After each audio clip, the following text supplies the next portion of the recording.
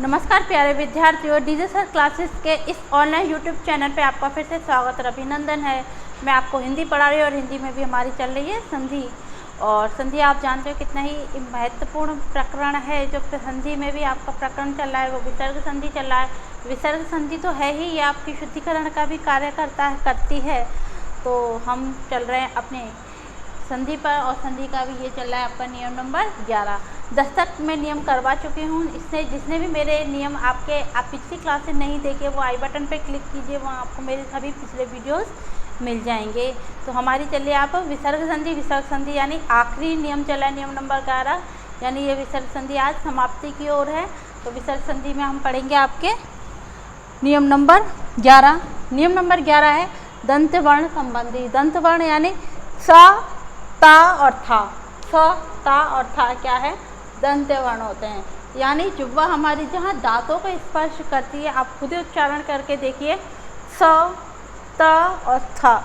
जब आप इन वर्णों का उच्चारण कर रहे हो तो आपकी जिह्वा दांतों का स्पर्श कर रही है। जिन वर्णों को उच्चारण करते हुए जिह्वा जिन मुख अवयवों को स्पर्श करती है वो उसी का स्थान ग्रहण कर लेते हैं, इसलिए इसमें आपके दांतों को स्पर्श कर रही है तो इसे दंत वर्ण कहते हैं। ठीक है, तो सा, ता और था का मेल किससे हो? स्वर से हो। और स्वर के बाद क्या है? विसर्ग संधि पढ़ रहे हैं तो विसर्ग होना अनिवार्य है। तो विसर्ग से पहले यदि आपका स्वर आए और आपके दंत वर्ण आए तो विसर्ग किस में बदल जाएगा? सा में परिवर्तित हो जाएगा। सा क्या है? दंत वर्ण है, तो सा में परिवर्तित हो जाएगा, यानी आपका विसर्ग के स्थान पर स ही आ जाएगा। जैसे कि अपन पढ़ते हैं निस्तेज, तो ये भी इसमें आ जाएगा आपका। तो ये शब्द आपके, या तो आप इस तरह शब्द लिख दो, जैसे कि अभी मैं आपको पहले परिभाषा लिख के बताती हूँ। ये मैंने आपको सूत्र पहले लिख दिया है। ये आपका नियम नंबर 11 का सूत्र है। विसर्ग से पहले आपका स्वर हो और आपके दंते वर्ण हो, ये है आपके दंते वर्ण, तो आपका ये स में परिवर्तित हो जाएगा विसर्ग। तो पहले परिभाषा देख लेते हैं। हमारी परिभाषा क्या है? यदि प्रथम शब्द के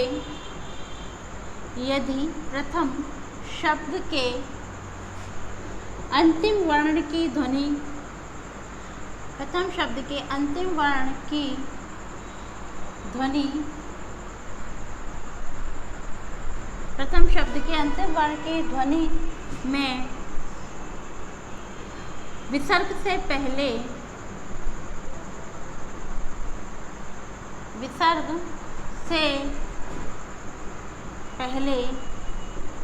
कोई स्वर हो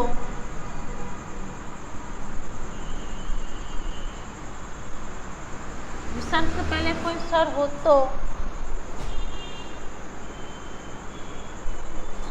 तो और इसका मेल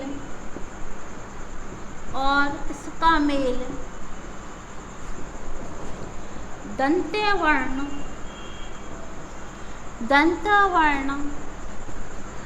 यहाँ आपके दंत्य आएगा, मैंने दंत लिख दिया है। दंत्य वर्ण स, ता, था, इसका मेल दंत्य वर्ण स, ता, था से हो तो संधि करने पर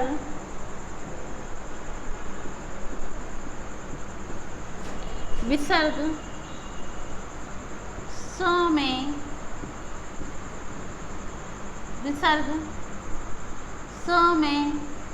परिवर्तित हो जाएगा। विसर्ग किसमें परिवर्तित होगा? स में परिवर्तित होगा। यानी कुछ भी नहीं कर रहा, पीछे का शब्द ज्यों की त्यों ही रहेगा, आगे के शब्द यानी विसर्ग के स्थान पर आपका स आ जाएगा। मैंने वहाँ सा इसलिए लिखा था, जैसे कि मान लीजिए आपका दुस्साहस आया तो 2 बार सा आ रहा है। आप सोचोगे कि मैडम ये कैसे आ गया 2 बार दुस्साहस में? तो ऐसा दुस्साहस में तो एक ही सा आता है। आप अगर दुस्साहस ये लिख रहे हो तो ये दुस्साहस आपका गलत, क्योंकि आपके विसर्ग संधि है और विसर्ग से पहले आपका क्या आ रहा है? स्वर आ रहा है। तो ये सा से मेल होने पर ये सा ही बदलेगा। समझ में आया? तो इस कारण मैंने वहाँ पे 2 सा लिखे थे समझाने के लिए, लेकिन आप एक ही लिख लीजिए, आप परेशान हो गए। तो विसर्ग का मेल यदि आपके स्वर से हो, स्वर विसर्ग से पहले स्वर आ, मेल दंत्य वर्ण से हो, तो विसर्ग किस में बदल जाएगा? सा में परिवर्तित हो जाएगा। ये इसकी परिभाषा है। इसकी परिभाषाओं को आप उतारिए, आप इसका स्क्रीनशॉट दे सकते हैं। देखिए, दोबारा देखिए, यदि विसर्ग से पहले प्रथम शब्द की अंतिम वर्ण की ध्वनि में विसर्ग से पहले कोई स्वर हो और इसका मेल दंत्य वर्ण ता था से हो, तो विसर्ग इसमें स में परिवर्तित हो जाएगा। चलिए, जैसे कि मैंने आपके सामने कुछ शब्द तो उतार दिए हैं, देखते हैं। देख रहे हो, अंतस्ताप, तो हमें यहाँ पर यानी इसके स्थान पर आपको विसर्ग लाना है, तो यहाँ 2 सा आएंगे। देखिए, मैंने यहाँ पे लिखने में गलती कर दी है ना, इसी प्रकार गलतियाँ होती हैं। अंतः तल, अंतः स, ये स आ रहा है, ये भी स आ रहा है, तो यहाँ ये जो स दिख रहा है, ये जो स दिख रहा है, ये क्या है? विसर्ग है। ये जो स दिख रहा है, आप दोबारा देखिए, अंतस्ता, तो आपको स दिख रहा है आधा सा, तो ये क्या है? विसर्ग। यदि अपन इसका विच्छेद करेंगे तो यहाँ अंतः, अंतः के बाद आपको यहाँ विसर्ग और पीछे का शब्द यूं की त्यों ही आ जाएगा, अंतस्ताप। तो विसर्ग किस में परिवर्तित हो रहा है? सा में। आप इसके नीचे हलंत लगा के इसको सूचित कर सकते हो, या आप इसकी खड़ी पाई को हटा के इसको आधा कर सकते हो। ठीक है, फिर आता है, यहाँ पे भी आपको दिख रहा है, तो आपका ये होगा अंतः, अंतः के बाद आपका विसर्ग और पीछे का शब्द यूं की त्यों, अंतस्थल।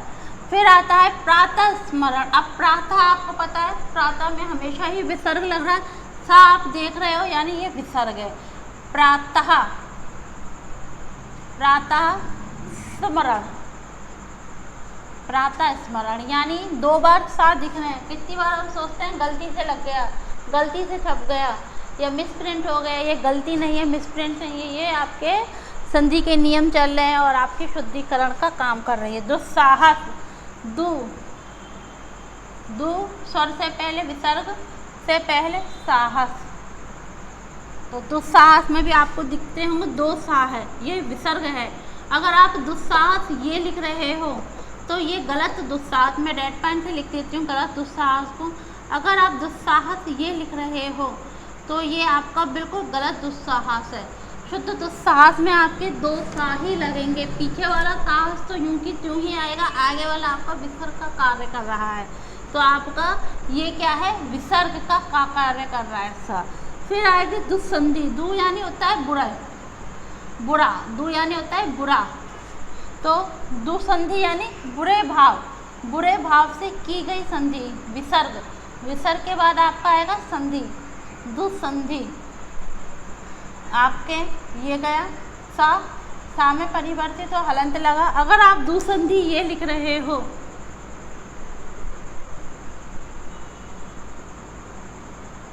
तब आपकी ये बिल्कुल गलत, ये आपकी बिल्कुल गलत, क्योंकि दुस्संधि आपकी शुद्ध ये रूप ही आएगा। पुनः स्मरण, पुनः, पुनः, पुनः के बाद विसर्ग, फिर आपका स्मरण, फिर आएगा दुस्तीर्थ। दू के बाद आएगा आपका विसर्ग और फिर आएगा आपका तीर्थ, दुस्तीर्थ। फिर आएगा आपका निस्तेज, नी के बाद आपका विसर्ग और आपका तेज, यानी विसर्ग की जगह आपका स आ रहा है। कहीं पे भी आपको 2 सा दिख रहे हैं, इसका मतलब ये नहीं कि आपके गलत शब्द देख रखा है, ये आपका सही शब्द। मैंने आपके लिए उदाहरण लिखे हैं, अपन दोबारा इनको हल करते हैं इन उदाहरणों को कि हमने क्या लिखा है। पहले भी मैं इससे संबंधित उदाहरण आपको करवा दिए हैं, अब और उदाहरण मैंने कुछ लिखे हैं। दंत्य वर्ण यानी स का हम कर रहे हैं, तो इसको देखते हैं। आपके जहाँ आपको सा दिख रहा है वहीं आपको इसको विच्छेद करते समय इसको क्या करना है? आपको विसर्ग लाना है। ज्योति, ज्योति के बाद आपको सा दिख रहा है तो आपका क्या आएगा? यहाँ विसर्ग। पीछे का शब्द यूं की त्यों, क्योंकि आगमन हो रहा है आपका सा का। ज्योति रंग, ज्योति तरंग। तो देखिए अपन कभी कभी अपन क्या होता है, अनुस्वार लगाते समय भी गलती करते हैं। हमारी आदत होती है लिखते लिखते हम कहीं पे भी कुछ भी लगा देते हैं, तो ये नहीं, आप अनुस्वार भी जहाँ पे शब्द टूटा है, तरंग, आपके अनुसार तरंग तो रंग पे आएगा, ना कि कहीं पे भी। अगर ऐसा, अगर तरंग के ऊपर तापे आपने लगा दिया तो ये तरंग आपका गलत, ये आएगा आपका रा पे, तरंग। फिर आता है बहिस्थल। अब आपको सा दिख रहा है तो यहीं पे ही लगेगा बही, बही के बाद विसर्ग, विसर्ग के बाद था। निसंदेह, नी, नी के बाद आपको सा दिख रहा है, संदेह, निसंदेह। अगर आप निसंदेह ये लिख रहे हैं तब भी आपका शुद्ध है। अगर आप निसंदेह, निसंदेह की जगह अगर आप विसर्ग लगा के पीछे का शब्द यूं की यूं ही लिख रहे हो, यानी ये ट्रिक केवल आपकी सा में ही काम करेगी। जहां आपको दो सा दिख रहे हैं वहां आप विसर्ग भी लगा सकते हो, तो ये निसंदेह भी आपका शुद्ध माना जाएगा। लेकिन अगर आप निसंदेह केवल ये ही लिख के छोड़ रहे हैं एक ही, तो ये वाला आगे वाला निसंदेह गलत, पीछे वाला शुद्ध और ऊपर वाला भी शुद्ध। निसंग, नी, नी के बाद आपका विसर्ग और आपका संग, निसंग। यहाँ आपके आवृत्ति हुई किसकी, सा की। या तो निसंग आप इस तरह लिखिए, या फिर निसंग आपका विसर्ग, विसर्ग के बाद संग, ये निसंग भी आपका शुद्ध। अगर आप गलत निसंग की बात करते हो तो ये निसंग आपका पूरी तरह है गलत है, ये निसंग आपका पूरी तरह गलत है। मैं ऊपर उतार दिया, मैं नीचे उतार देती हूँ। ये निसंग आपका पूरी तरह ही गलत है, क्योंकि इसमें ना तो विसर्ग लगा हुआ है और ना ही स आपका आगमन हुआ है, तो ये गलत माना जाएगा। विस्तार और विस्थापित तो आपने बहुत बार देखा होगा, अपन कभी आपने सोचने की कोशिश की ये इस तरह क्यों लिखे जाते हैं, क्योंकि विसर्ग से पहले, स से पहले आपका स्वर है, यानी विसर्ग, स क्या है, विसर्ग का काम कर रहा है, और उसके बाद आपका था और ता है, तो आगमन हो रहा है आपका सा का। तो यहाँ देखिए जहाँ विस्सा है वहीं विसर्ग करना है, तो आपका ये पीछे आएगा स्थापित, तब जाके आपका सा,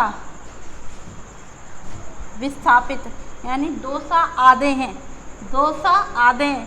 पीछे वाला तो स्थापित, स्थान देना स्थापित, और आगे वाला आपका ये विसर्ग के स्थान पर।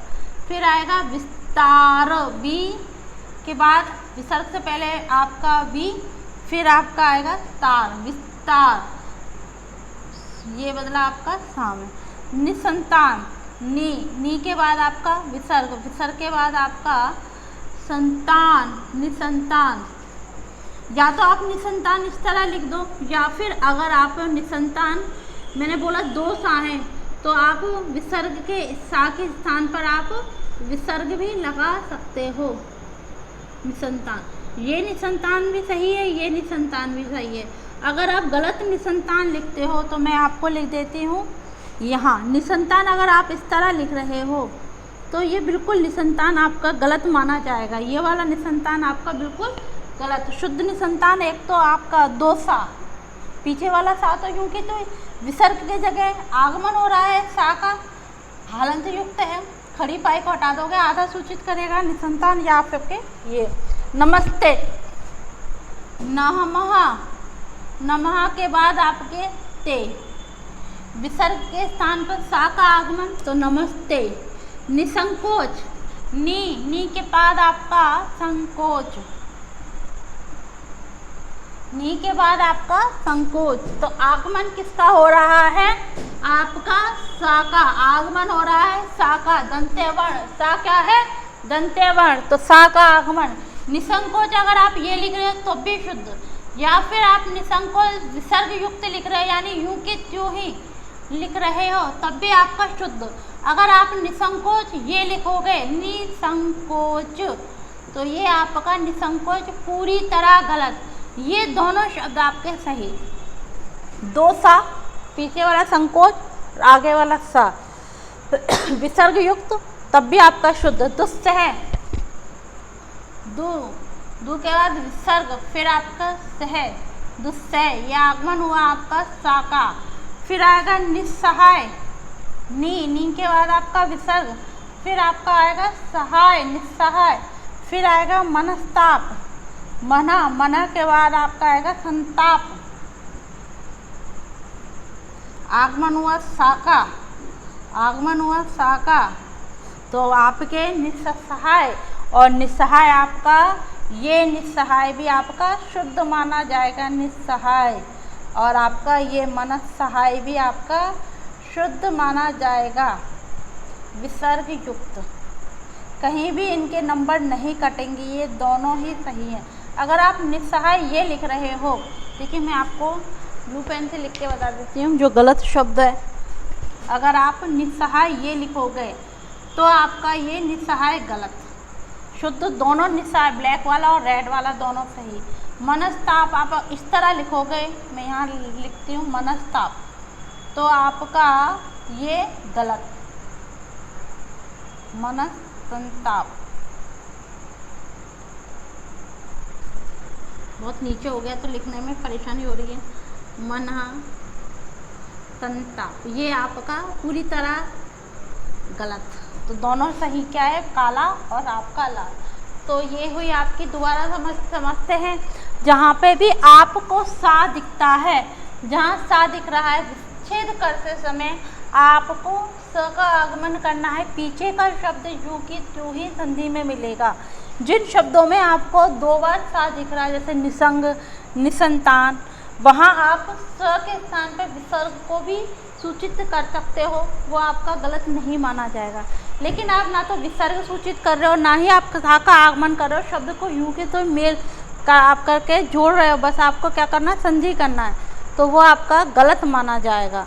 ठीक है, तो मैंने गलत शब्द भी लिखे हैं, आपको कहीं दिख रहा होगा। ये आपके गलत शब्द मैं आपको मार्क कर देती हूँ।